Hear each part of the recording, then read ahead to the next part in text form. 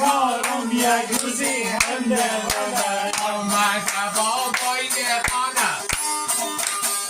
هم دستش بود دورانه یک دستش چراغانه سه بیلار میچرخانه سه بیلار میچرخانه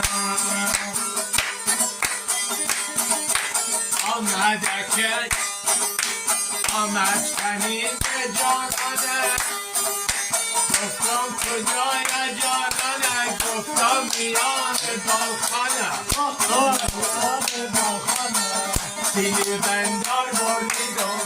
سیلی بندار بردیدم تشنگی بر کشیدم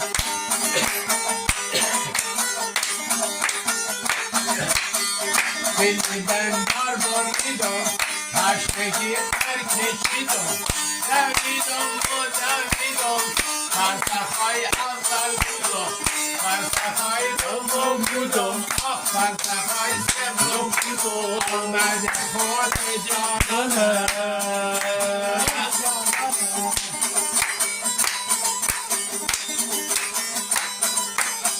دست چپم کنارش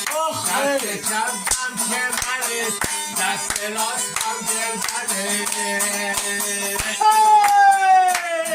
داد بوس خوردنه بوسه های اول بودم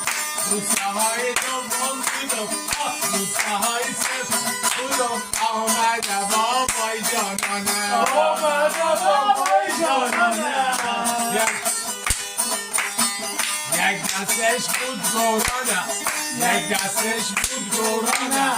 سه بیلار میچرخانه امید و میجرخانه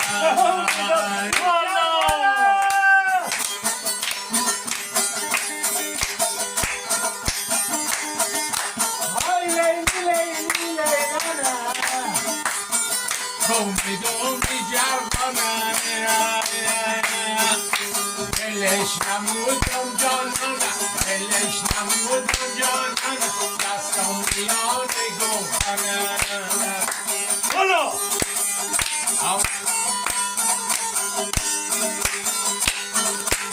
آمد بابای جانانه آخرار میپالانه زنجیلار میچرخانه دورانه میچرخانه تومیدو میشلخانه تومیدو میجرخانه